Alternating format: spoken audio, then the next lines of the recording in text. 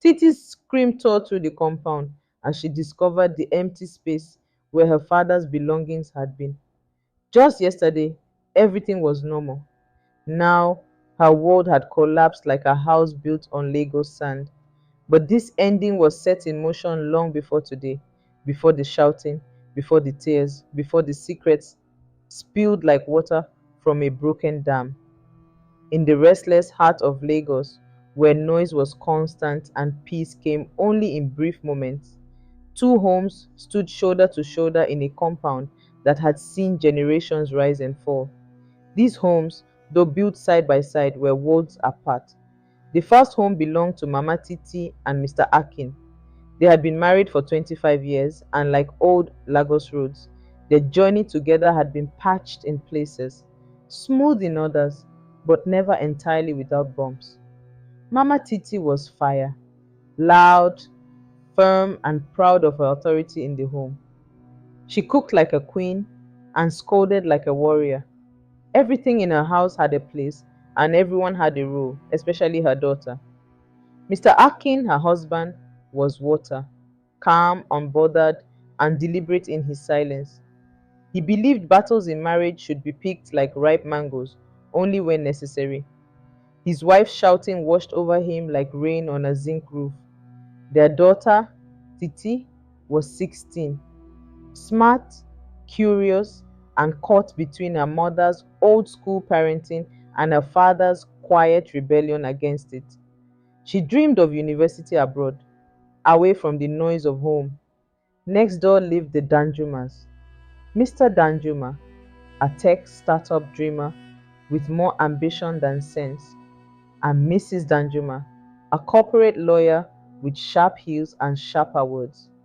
They had been married for only 3 years, with a 2-year-old son named David, who spoke in giggles and tantrums. Unlike the older couple, the Danjumas were still learning what to fight for and what to forgive. Their arguments were new, fresh wounds rather than familiar scars. The compound was ruled unofficially by Auntie Clara, the unmarried neighbor with a loose tongue and a loud wardrobe. She knew everybody's business, sometimes even before they did. Her shop at the compound entrance gave her the perfect spot to collect gossip like others collected rent. It was on a Monday morning that everything began to shift. Mama Titi shouted from the kitchen, spoon in one hand, broom in the other. Titi, how many times will I say it? Sweep this sitting room before school, lazy girl. Titi, already dressed in her uniform, clutched her books. But Daddy said I should read for my quiz, her mother scoffed. So your father is now the mother of this house, Abby? Mr. Akin, reading the newspaper from his chair, sighed. She's doing well in school. Let her focus. We are raising a lawyer, not a maid. That one comment lit a fire. Mama Titi dropped her spoon. Ah! So now you're raising her alone? Next door, the Danjumas were dealing with their own storm. He beat his classmate again, Mrs. Danjuma shouted, holding up a note from David's preschool. He's expressive, Mr. Danjuma replied, half asleep, better than those mute kids that never speak. She stared at him. Are you insulting my family now? Lagos was awake, and so were the tempers in the compound. Auntie Clara, sipping Gary by her window, chuckled. Today will be sweet. But no one in the compound knew the story was just beginning. For behind those walls, secrets were stirring, some buried for years, others just waiting for a spark. That evening, Titi returned from school to find her father sitting alone on the porch step, his face heavy with thought. The compound was unusually quiet. Daddy, is everything okay? She asked, dropping her bag beside him. Mr. Akin smiled, but his eyes remained distant. Just thinking, my dear. How was school? Before she could answer, Mama Titi's voice boomed from inside. Akin, is that Titi? Tell her to come help with dinner. Mr. Akin's smile faded. He reached into his pocket and pulled out a small folded paper. Hide this, he whispered. pressing it into Titi's hand. Read it when you're alone. Titi slipped the note into her uniform pocket, questions bubbling up inside her. But she knew better than to ask now. That night, after her parents went to bed, Titi unfolded the note under her blanket with a flashlight. Her father's neat handwriting filled the page. Meet me at National Theatre tomorrow after school. Tell no one. We need to talk about your future. Sleep didn't come easy that night. Next door, Mrs. Danjuma stayed up late, her laptop casting a blue glow across her tired face. Work was her escape from the growing distance between her and her husband. Their marriage had started as a whirlwind romance, the successful lawyer and the charming entrepreneur. But reality had settled in quickly after David's birth. Mr. Danjuma's startup was failing. Their savings were dwindling, and the love that had brought them together seemed to be fading under the weight of Lagos life. As she typed, a message notification popped up on her screen. It was from a name she hadn't seen in years, her ex from university days.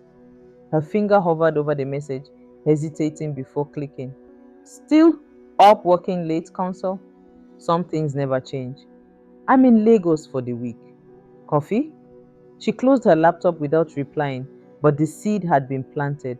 Morning came with the usual chaos, but today the chaos seemed louder, more urgent.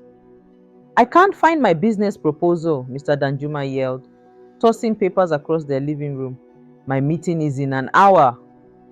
Mrs. Danjuma, dressed in her court attire, bounced David on her hip. Maybe if you were organized, you wouldn't lose important things. Next door, Mama Titi was questioning Titi about a phone she'd found hidden in her school bag.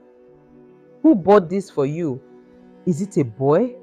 Answer me, she demanded, waving the small device. Titi's eyes darted to her father, who was silently eating his breakfast. It's for school research, she lied. Mr. Akin placed his spoon down. I bought it for her, he said quietly. She needs it for her studies. The silence that followed was sharp enough to cut. You went behind my back? Mama Titi's voice was dangerously low. 25 years of marriage and you still don't respect me. The argument that followed shook the thin walls of the compound. Words that had been held back for years finally broke free. Old wounds reopened, accusations flew.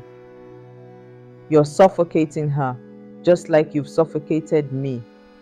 Mr. Akin's voice rose above his usual calm. And you're turning my daughter against me, Mama Titi fired back.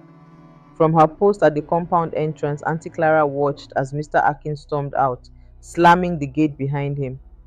She waited until he was out of sight before rushing to Mama Titi's door. Is everything okay, my sister? She asked, concern and curiosity mixing in her voice. Inside, Mama Titi sat rigid in her chair, tears streaming silently down her face. 25 years, she whispered. 25 years, and he treats me like I'm nothing. Titi stood frozen by the kitchen door, the weight of her secret meeting with her father heavy in her heart. That afternoon, while Titi secretly made her way to the National Theatre, Mrs. Danjuma sat in a cafe across town, facing her ex-boyfriend. He looked older, more polished, but his smile was the same, the smile that had once made her heart race. I heard about your husband's startup troubles, he said, stirring his coffee. That must be tough. She frowned. How did you know about that? He shrugged. Lagos is a small city when you're in business. I might be able to help him, actually. I'm looking to invest in local tech. The offer hung in the air between them, wrapped in memories of what they once were to each other. At the National Theatre, Titi found her father waiting, his face serious. I've been saving money, he said without preamble. Enough for your university in Canada. I've applied for you already. Titi's heart raced. Canada? But Mama, your mother wants you to stay here. Marry early. Continue the cycle, he interrupted. I want more for you. Why are you telling me this now? Mr. Akin looked away. Because I can't stay in that house anymore. 25 years is enough. The world seemed to tilt beneath Titi's feet. You're leaving? I found a place in Lekki, but I need you to keep this between us until I figure out how to tell your mother. On the way home, Titi's mind spun with secrets and choices. The compound came into view just as the evening rain began. A sudden, violent Lagos downpour that soaked her to the skin. She found the compound in chaos. While Titi was meeting her father, David had fallen from the balcony of the Danjumas's apartment. The fall wasn't far, just to the ground floor, but enough to break his small arm. The compound echoed with his cries and his mother's panic. Where were you? Mrs. Danjuma screamed at her husband, who had arrived late from a meeting. I called you 10 times. Mr. Danjuma, seeing his son's arm in a makeshift sling, dropped to his knees. I was meeting an investor, he said weakly. My phone died. An investor now? She cradled David closer. Your son needed you. Auntie Clara, who had helped with first aid, watched the scene unfold. These modern marriages, she muttered. No foundation. That's when she noticed Mr. Akin return to the compound, carrying a small suitcase. He nodded briefly to the gathered neighbors before entering his home. Inside, Mama Titi was waiting. Titi arrived home to find her parents facing each other in deadly silence. Between them on the table lay an open letter, a university acceptance letter with her name on it. You went through my things, her father said, his voice tired. You were leaving, her mother replied. I had a right to know why. Titi stood in the doorway, rain dripping from her uniform as 25 years of marriage began to unravel before her eyes. I can't be the wife you want, Mama Titi said, her voice breaking. And you've never been the husband I needed. Mr. Akin picked up his suitcase. I'll send for the rest of my things. Daddy, no. Titi rushed forward. Her father hugged her tightly. This isn't about you, Titi. Some houses can't hold two echoes forever. As night fell over the compound, two homes stood in disarray. In one, a child cried from pain while his parents faced their breaking point. In the other, a daughter watched her family split apart like a coconut cracked against stone. Outside, the rain continued to fall on Lagos, washing away the day's dust, but not its pain. Auntie Clara sat by her window, watching as Mr. Akin loaded his suitcase into a taxi. The compound would change after tonight. Secrets had been exposed like roots after a storm. At dawn, Titi woke early and crept to her father's room. She knew he was gone, but she needed to see it for herself. The empty space where his things had been seemed impossible, a hole in her world that couldn't be real. That's when she noticed it, a small key taped to the back of his bedside drawer with another note. For when you're ready to choose your own path, Storage Unit 43, Maryland, your future is waiting. She clutched the key as footsteps approached. Her mother stood in the doorway, eyes red from a night without sleep. He wants to take you away from me, Mama Titi said softly. Just like he's taken himself. Titi's fingers closed around the key in her pocket.